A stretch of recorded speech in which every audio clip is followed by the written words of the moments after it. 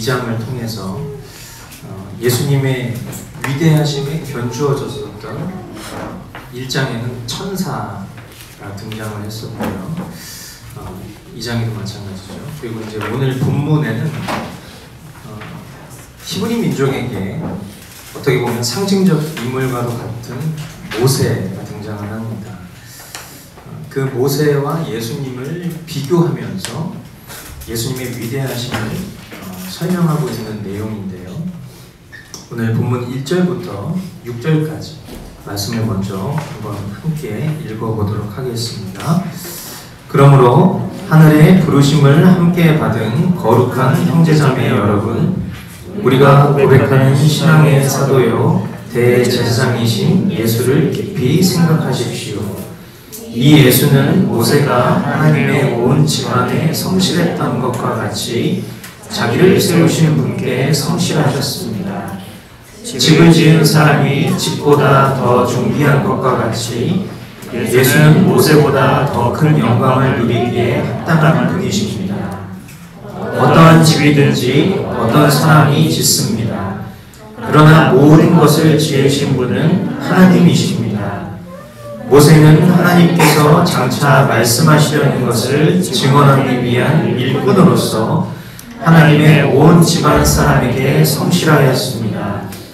그러나 그리스도는 아들로서 하나님의 집안 사람을 성실하게 돌보셨습니다. 우리가 그 소망에 대하여 확신과 자부심을 지니고 있으면 우리는 하나님의 집안 사람입니다. 아멘. 표현된 바대로 모세는 구약시대에 등장하는 위대한 하나님의 일꾼이었습니다.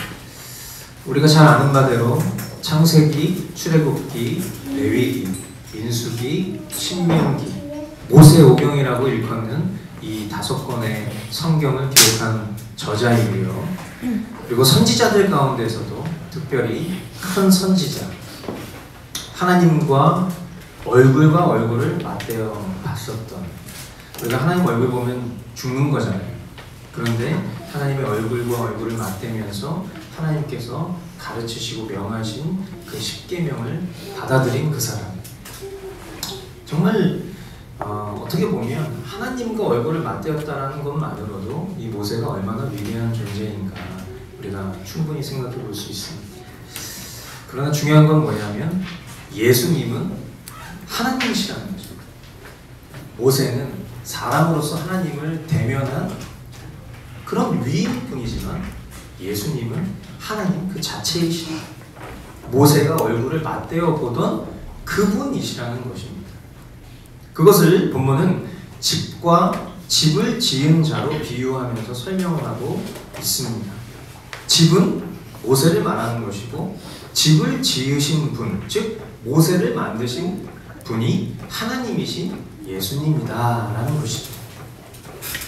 뿐만 아니라 모세는 하나님께서 장차 말씀하시려는 것, 즉 예수 그리스도와 그 십자가 사역, 그것을 증언하기 위한 일꾼으로서 하나님의 집안 사람에게 성실하였다, 이렇게 표현을 하고 있습니다. 하나님의 집안 사람은 누구를 말하는 것일까요? 먼저 하나님의 집은 무엇일까요?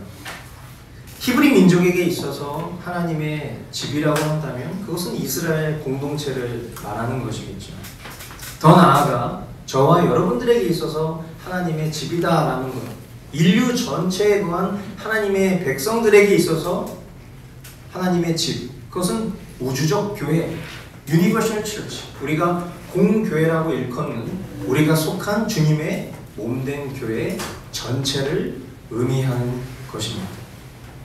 그러므로 하나님의 집안 사람이라고 이렇게 표현하고 있는 것은 이스라엘 공동체의 시간을 통과하여서 오늘날에 이르는, 오늘날의 자녀된, 하나님의 자녀된 모든 성도들을 가리키는 것으로서 하나님의 이 구속사적 사역에 모세가 그 초창기 때부터 그 하나님께서 행하실 이 놀라운 예수 그리스도를 통한 대속사역의 그 초석을 놓는 일에 성실하였다, 이렇게 표현하는 것이죠. 그러나 이 모세의 위대한 성실은요, 그리스도께서 지금 이 순간에 보좌 우편에서 저와 여러분들을 위해서 중보하시고 우리의 구원을 결단코 취소하게 무효화되지 않도록 인도하시는 그 주님의 성실과는 비교할 수 없는 것입니다. 인간인 모세의 열심은요, 우리가 잘 아는 바대로 이 모세가 그렇게 열심히 했지만 안타깝게도 인간의 완악함과 죄악에 가려져서 실패한 모습으로 결론이 났죠. 그러나 하나님이신 예수님의 열심은요, 패역하고 연약한 나를 구부러뜨리셔서 결국에는 우리의 부활과 천국의 소망을 완성시켜 주시고 영원한 생명으로 인도해 주실 것입니다. 아멘. 이것을 확신하면서 자부심을 가져라. 너는 하나님의 집이고 너는 하나님의 백성이니 인간의 그 어떤 열심과 상관없이 하나님이신 예수 그리스도께서 그 일을 이루어 주실 테니 너는 그 일에 확신하고 자부심을 가져라 라고 히브리서 기자인 바울이 우리에게 선포하고 있는 것입니다. 7절로 8절 말씀에 보면 그러므로 성령이 이와 같이 말씀하셨습니다. 오늘 너희가 그의 음성을 듣거든 너희 조상들이 광야에서 시험받던 날에 반역한 것과 같이 너희 마음을 완고하게 하지 말아라. 하나님의 집에 성실하였던 모세였지만 그의 열심과 무관하게 그를 따르던 이들은요, 광야에서 하나님을 원망하고 하나님을 시험하고 하나님을 불신앙하고 불순종하던 자들이었어요. 그래서 그들은 약속의 땅으로 들어가지 못했다는 것을 저와 여러분들은 너무나 잘 알고 있죠. 그렇습니다. 그리스도의 성실하심에 의존하는 참된 하나님의 백성들이라면 그들의 그 완고함을 따르지 않는 것은 물론이거든요.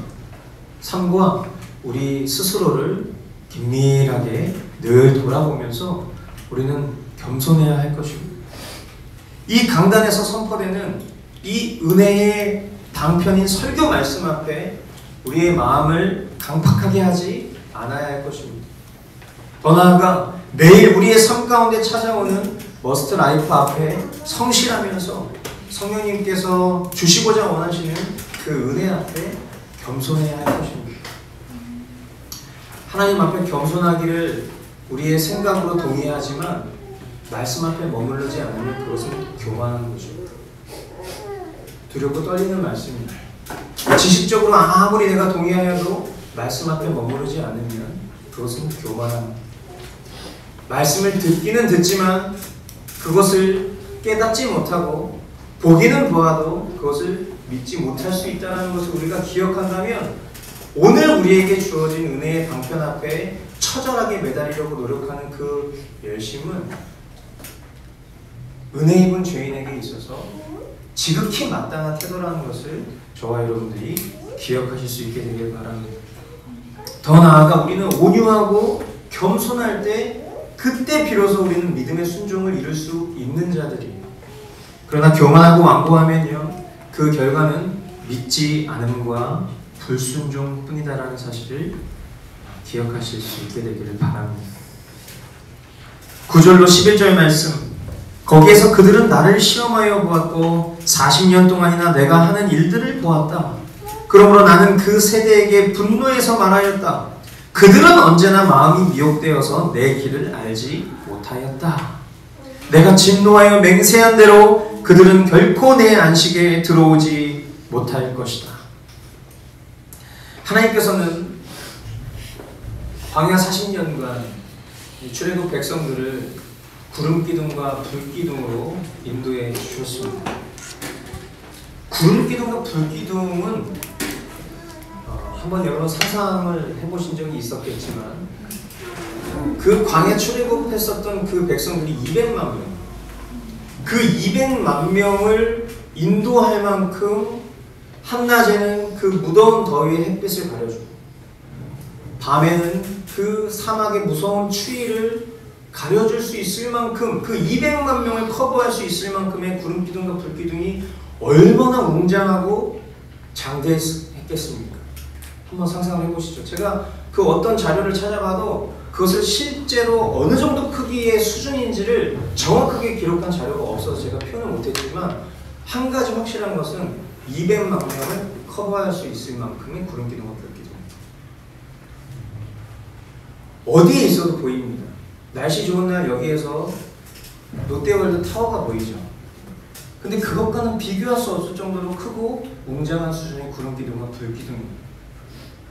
이스라엘 민족에게는 그 구름기둥과 불기둥이 나의 하나님의 모습일 것이고, 그리고 이방 민족들에게 있어서 그 구름기둥과 불기둥은요, 저 민족은 우리가 결단코 뛰어넘을 수 없다라는 그런 두려움의 상징과도 같은 것이었을 것입니다. 이것이 얼마나 위대하고 놀라운 신비입니까? 그러나 정작 그 보호와 동행을 경험하는 이들은 못 느끼나 봐요. 이것이 얼마나 큰 저주요, 큰 두려움입니까? 나와 함께 하시는 그 하나님의 임재를 못 느낀다는 것. 눈으로 보면 그 엄청난 위험을 느낄 수 있을 만큼의 하나님이신데, 그것과 비교할 수 없는 그것을 만드신, 그 구름기둥과 불기둥을 만드신 하나님은 그것보다 훨씬 더 크고 위대하신 분일 텐데, 그것을 눈앞에 보고도 못 믿나 봐요. 하나님이 함께 하셔도 경험하지 못해서 늘 두려운 마음을 갖고 살아가는 자, 안식에 들어가지 못하는 자. 이것이 오늘 사는 저와 여러분의 이야기가 되지 않기를 바랍니다. 우리가 예배당에 앉아 있어도 하나님의 살아계심을 조금만 내가 찾고 구하면 내 안에 계신 성령님께서, 우리 아까 기도해 주신 우리 김경환 성도님 기도처럼 성령님께서 나와 함께 하신다는 것을 내가 감지하기를 원하기만 하면, 하나님께서는 두 팔 벌려 나에게 하나님 살아계심을 나타내 보여주시길 원하시는 그런 분이신데, 중요한 것은 우리가 하나님께 나아가지를 않는다. 그리고 거짓 위안과 거짓 안식과 거짓 기쁨과 거짓 평안에 사로잡혀서 그것이 마치 하나님이 주신 것처럼 여기다 보니까 어느 순간 그 인간적인 모든 것들이 사라지면 하나님이 주시는 평안과 기쁨도 없는, 안타까운 이스라엘 백성들의 이야기가 저와 여러분의 이야기가 되지 않기를 바랍니다. 하나님의 안식은 어디서부터 오는 것입니까? 감정적 안식을 넘어서 이스라엘에게 있어서 안식은 가나안 땅이었죠. 그렇다면 우리가 누릴 수 있는 그 안식은 뭐겠어요?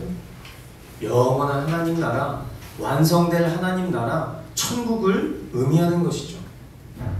그것은, 그 천국은, 그 영원한 안식은 오직 예수 그리스도를 나의 삶의 주인으로 믿는 믿음으로부터 오는 것입니다. 아멘. 예, 그냥 내가 관념적으로 동의한다고 해서 그 천국이 나에게 오는 것이 아니라 예수님이 나의 삶의 진정한 주인이시다라는 것을 믿고 그 주권을 주님께 온전히 내어드릴 때 오는 것이란 말이에요. 2000년 전 십자가 위에서 나의 소유권을 진노에서 빛으로 옮기신 그 예수님의 그 구속의 사역을, 그래서 예수님이 나를 구원하신 구원자이시다, 구원의 주님이시다, 구주이시다 라는 것을 바로 믿는 믿음으로부터 이 영원한 안식은 우리에게 찾아온다는 거예요. 영원한 안식, 즉 하나님 나라를 소유한 사람은 이 땅을 살아가면서도 감정적인 안식을 누릴 수 있는 거예요. 그러나 감정적인 안식이 하나님 그 자체는 아닙니다. 이것을 분별할 수 있어야 된다는 거예요. 광야 생활하던 이스라엘이 언제 안식하고 기뻐했던가요? 고기 배부르게 먹고 그들의 목마름을 해갈받을 때, 그때 그들은 가장 기뻐했어요. 고기 주신 분, 물 주신 분 하나님 맞습니다. 하지만 그들은 고기를 주시고 물을 주신 하나님 때문에 평안하고 기뻤던 것이 아니에요. 그냥 고기가 기뻤던 거고 물이 기뻤던 거예요. 우리의 믿음이 이들과 같지 않고 하나님께서 바라시는 믿음이어야 한다면, 우리의 만족은 이 세상에서 내가 누리고 소유하고 바라는 것들이 이루어졌을 때가 아니라 범사에 매 순간순간 주님 한 분만으로 안식하고 평안할 수 있어야 합니다. 아멘. 오늘 우리가 찬양으로 고백했었던 그 찬양의 가사가 정확하게 우리가 붙잡아야 될 우리의 삶의 태도를 말씀해주고 있었던 것이죠. 그러므로 히브리 기자가 말합니다. 12절로 13절, 형제자매 여러분 가운데에 믿지 않는 악한 마음을 품고서 살아계신 하나님을 떠나는 사람이 아무도 없도록 여러분은 조심하십시오. 오늘이라고 하는 그날 서로 권면하여 아무도 죄의 유혹에 빠져 완고하게 되지 않도록 하십시오. 우리 공동체가 자주 고백하는 것처럼 어제의 믿음으로 오늘 살 수 없습니다. 마찬가지로 우리에게 주어진 오늘이라는 시간은요, 우리에게 새로운 믿음을 발휘해야 하는, 새로운 믿음을 써야 하는 하나님이 주신 기회라는 사실이에요. 죄와 비참함, 세상을 사랑하고 욕심에 사로잡힌 그런 나로 오늘을 살아가는 것이 아니라 내가 알고 있고 동의하는 그 성경적 가치관과 그로부터 비롯된 믿음을 발휘해서 실제로 살아가야 하는 것입니다. 그러나 사람이 욕심에 사로잡히고 그 결과인 죄에 빠져 있으면요, 그가 아무리 믿음의 습관에 사로잡혀 있어도 그는 완고할 수밖에 없게 됩니다. 우리 지난주에 그 도르트 신조 공부하면서 굉장히 중요한 표현 두 가지를 대조하는 것을 우리가 경험했을 것이다. 믿음의 습관과 믿음의 발휘.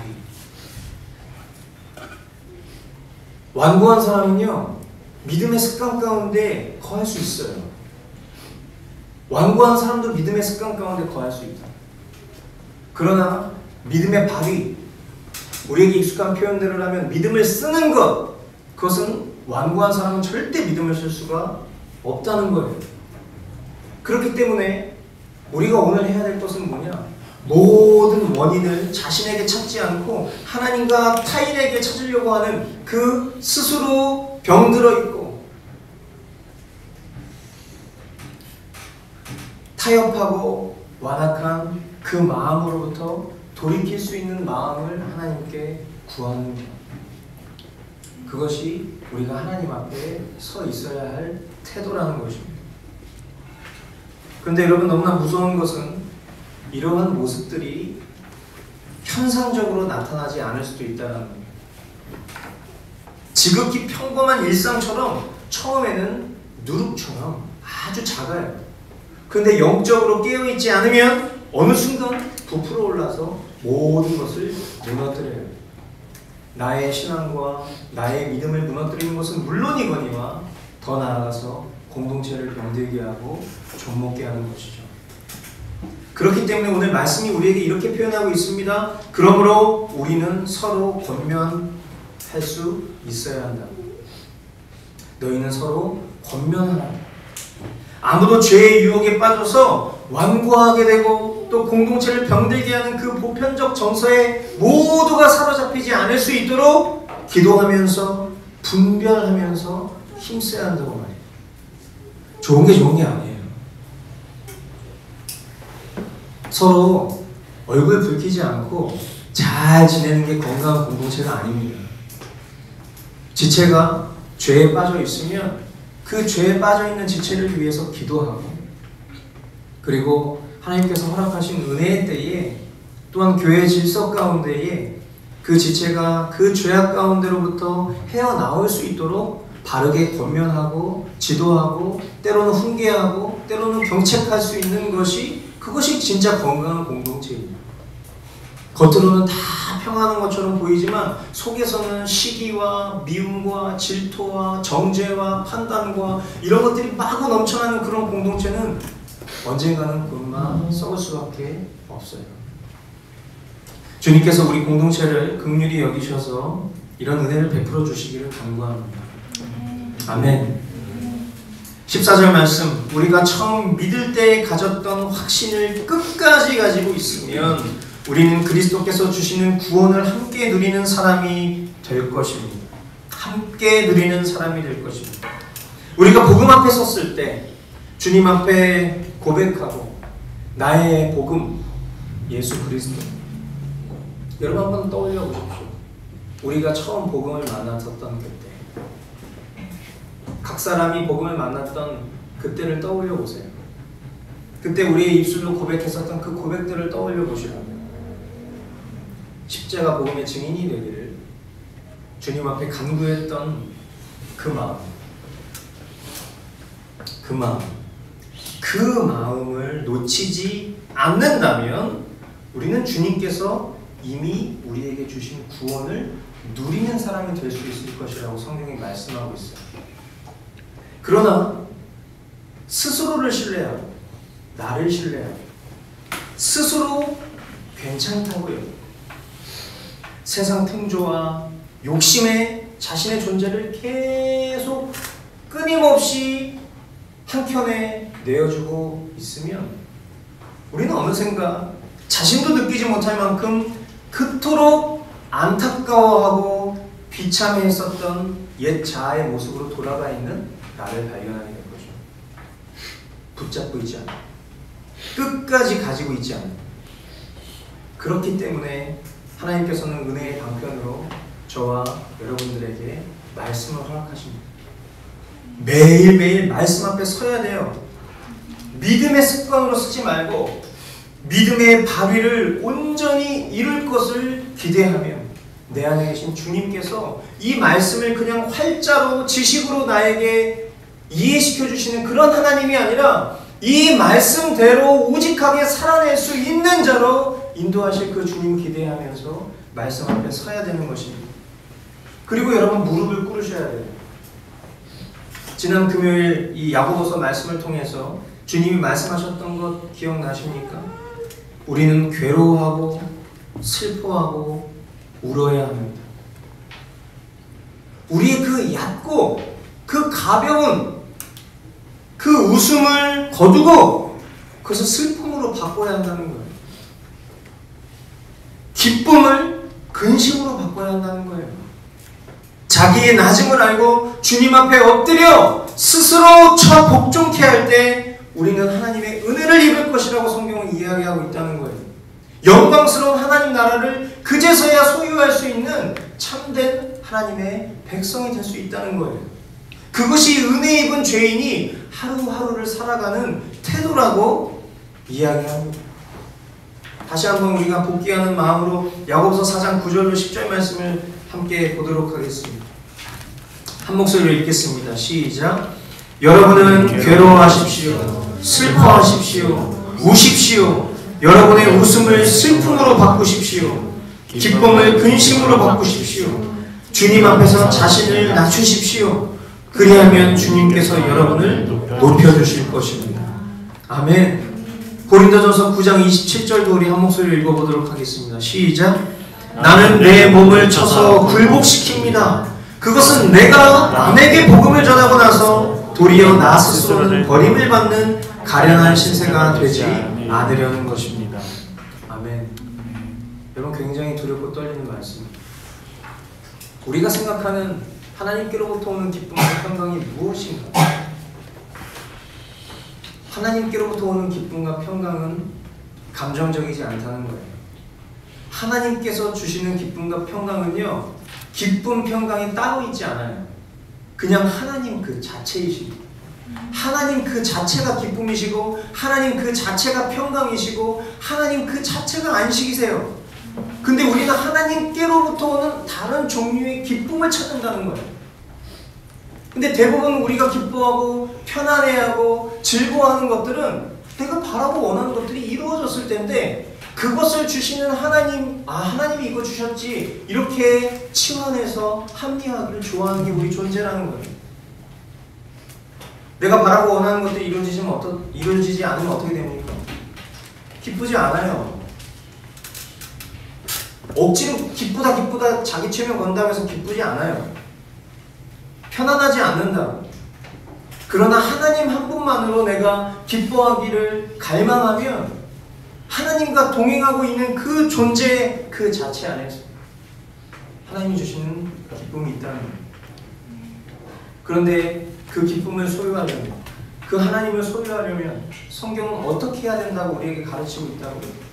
괴로워하는 거예요. 뭘 괴로워합니까? 하나님 외에 다른 것을 늘 사랑하기를 원하는, 주변을 기웃기웃거리면서 마치 다른 여자를 호리고 싶어하는 바람난 남자처럼 늘 하나님 외에 다른 것을 사랑하길 원해서 늘 여기저기를 기웃기웃거리는 것 같은 그런 우리의 존재를 괴로워하는 거예요. 슬퍼하라는 거예요. 울라는 거예요. 애통하라는 거예요. 왜 하나님 한 분만 사랑할 수 없습니까?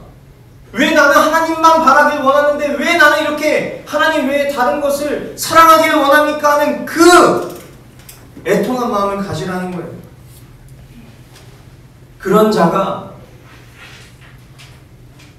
싸구려 농담과 허술한 자기 입술로 히득히득거리고 있는 모습을 상상해 보십시오.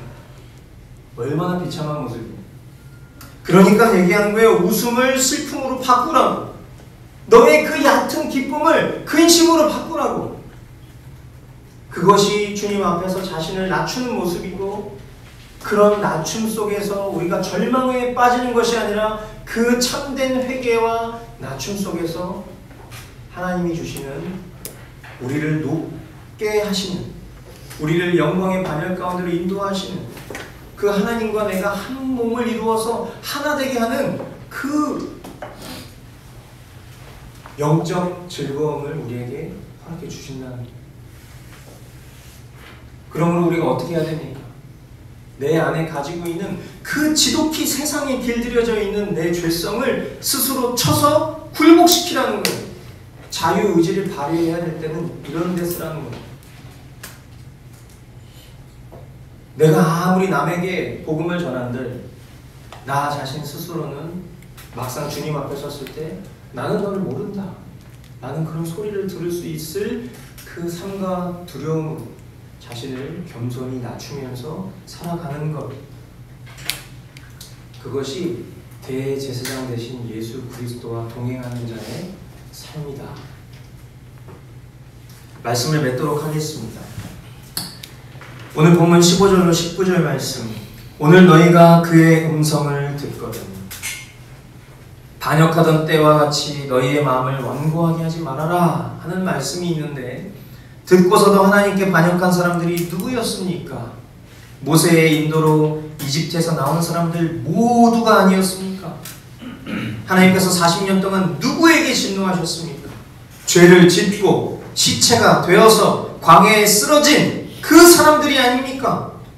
하나님께서는 누구에게 하나님의 안식에 들어가지 못하리라고 맹세하셨습니까? 순종하지 않은 사람들에게 하신 것이 아닙니까? 결국 그들이 들어갈 수 없었던 것은 믿지 않았기 때문임을 우리는 압니다. 주님께서는 오늘 저와 여러분에게 말씀하셨습니다. 그리고 우리 믿음에 지금 이 순간 질문하고 계세요. 내가 알고 있는 신학적 지식, 성경적 지식, 수많은 결단과 입술의 글과 고백이 있었지만 그것이 우리에게 행함이 없는 죽은 믿음이라면 그 믿음으로는 결단코 하나님의 영원한 안식에 들어갈 수 없다. 과연 오늘이라는 하나님이 주신 기회, 지금이라고 하나님이 주신 이 순간, 우리에게 필요한 것은 지식적인 동의와 또 한 번의 결단입니까? 아니면 작은 믿음의 순종입니까? 그렇다면 우리가 해야 될 순종의 실제는 무엇입니까? 이 두렵고 떨리는 질문 앞에 아무쪼록 우리 안에 거하시는 성령님께서 연약한 우리를 도우셔서 머스트 공동체가 이 말과 글을 넘어서 배우고 깨닫게 된 말씀을 삶으로 증거하는 그런 증인이 되기를 주님의 이름으로 축원드립니다. 복음의 증인은 단순히 우리가 거하는 삶의 자리에서 예수는 그리스도이십니다 라는 이 복음의 정수를 전하는 자만이 그 복음의 증인이라는 의미가 아니에요.